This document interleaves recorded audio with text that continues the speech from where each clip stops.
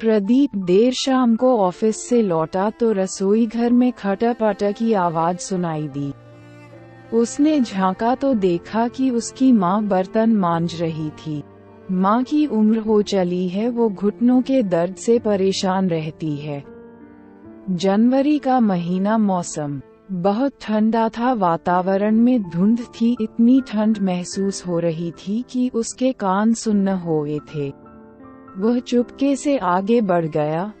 अपने बैग को उसने कमरे में रखा और हाथ मुंह धोने बाथरूम में चला गया। उसने गीजर ऑन किया, फिर बेडरूम का जायजा लिया। उसकी पत्नी इंदु रजाई में बैठी टीवी देख रही थी। इंदु एक नंबर की नकचई, सुंदर और बेहद तेज मिजाज की है। उसे देखते ही इंदु चहक उठी। अरे, आज तो आपने देर कर दी। उसने प्रश्नवाचक निगाहों से उसे देखा और कपड़े बदलने लगा। इंदु ने पीछे से आकर उसके गले में बाहें डाल दी। पता है, मैं कितनी देर से आपका इंतजार कर रही थी। उसने पूछा। क्यों, ये भी कोई बात है? इंदु शर्माते हुए बोली। चलो चाय तो पिलाओ, बहुत ठंड है। अरे, कामवाली 15 दिन की छुट्टी मांगकर गांव चली गई है। उसके देवर की डेथ हो गई है। मुझसे तो ये काम धाम नहीं होगा, आपको कुछ इंतजाम करना पड़ेगा। माँ कहाँ है? प्रदीप ने गंभीर स्वर में पूछा। पता नहीं, इंदु ने कंधे उचकाए। मुझसे उनकी ज्यादा बातचीत होती कहाँ है। मेरे बस का नहीं है उनकी फालतू बातें सुनना। प्रदीप सोच में डूब गया। चलो ये तो बहू है, पर माँ का बेटा भी कहाँ उसका हो गया। पिताजी को गुजरे 20 साल हो गए हैं। माँ हमेशा से चुपचाप सारे दुखों को खुद में समेटे कर खामोशी से जी रही है। 10 साल का था पिताजी की मृत्यु हुई थी, पर माँ ने उसे कभी भी किसी चीज की कमी महसूस नहीं होने दी थी। 25 बीघे जमीन की खेती अकेले संभाल ली थी। इस बात को उसके चाचा और ताऊ जी कभी बर्दाश्त नहीं कर पाए थे कि एक औरत उनकी बराबरी कैसे कर सकती है, जिसकी जुबान भी कभी उनके सामने नहीं खुलती थी। उन्होंने माँ को परेशान करने में कोई कसर नहीं छोड़ी थी, पर माँ ने अपने आप को बेहद मजबूती से अपने बेटे के लिए खड़ा कर दिया था। माँ कभी भी उससे इंदु की शिकायत नहीं करती है, क्योंकि वो इंदु के स्वभाव से अच्छी तरह परिचित है। जब वह कुछ पूछता है तो मुस्कुरा देती है। आज जब वह कामयाब है, तब भी वो अपनी माँ के लिए कुछ नहीं कर सकता। इंदु को समझाने का मतलब पत्थर पर सिर मारना है। वह रसोई घर में आया। माँ चाय चढ़ा चुकी थी। उसके लिए पीने का पानी गर्म कर दिया था। उसने खामोशी से पानी पिया, पर आज माँ का हाल चाल नहीं पूछा। वह वहीं से तेजी से चिल्लाया कि इंदु जल्दी से बाहर आओ। इंदु झल्लाते हुए बाहर आकर खड़ी हो गई। ये बुढ़िया मुझे पूरे मोहल्ले में बदनाम करना चाहती है, प्रदीप ने चिल्लाकर कहा। इंदु आश्चर्य से उसे देखने लगी। क्या हुआ? माँ के पैरों तले जमीन खिसक गई। उसके हाथ कांपने लगे। अभी बाहर पड़ोस वाली काकी मिली थी, कह रही थी कि प्रदीप, तुमने तो अपनी माँ को नौकरानी बनाकर रख दिया है। अभी आज ही कामवाली गई और देखो पूरे मोहल्ले में चर्चा हो गई कि प्रदीप की माँ नौकरानी है। इसलिए ही तो मैं तुम्हें कहती हूँ कि चलो अलग रहेंगे, पर तुम मेरी सुनते कहाँ हो।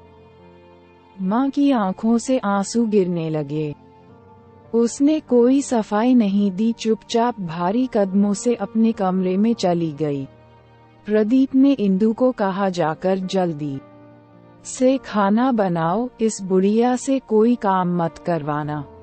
इंदु ने मन मारकर जैसे तैसे सब्जी रोटी बनाई, अपना और प्रदीप का खाना कमरे में ले आई। माँ को दिया तुमने खाना? बनाकर रख दिया है, अपने आप ले लेंगी। तुम इतनी चिंता मत करो, अलग रहने पर विचार करो।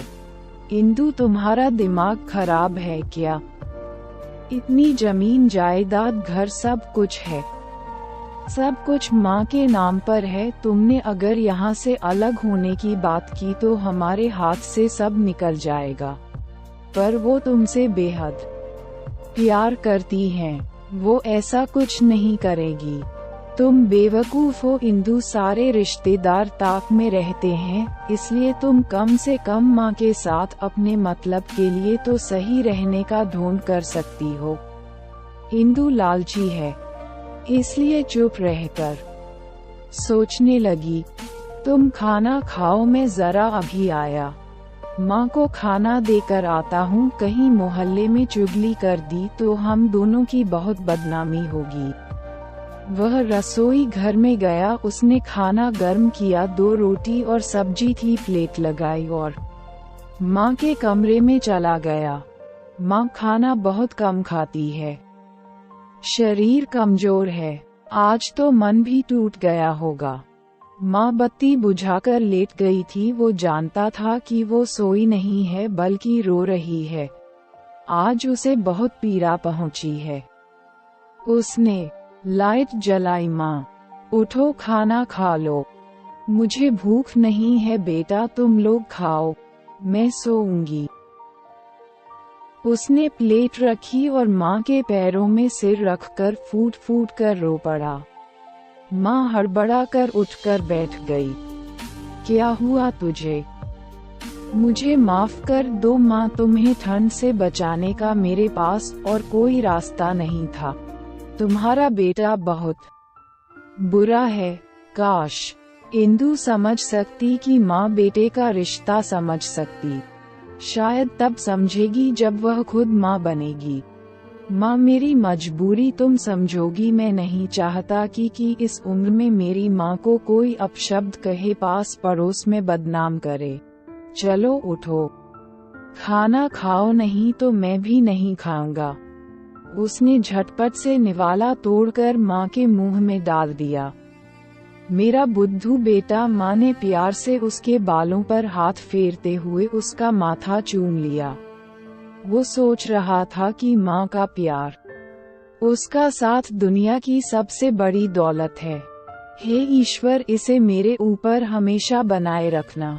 माँ के पैर दबाते हुए सोच रहा था कि वह इंदु को कहेगा कि अगर उसे ये रिश्ता बनाए रखना है तो माँ को उचित सम्मान देना होगा, क्योंकि वो खुद को अपनी माँ की मजबूरी कभी नहीं बनने देगा। हमारे चैनल को लाइक, शेयर और सब्सक्राइब करें।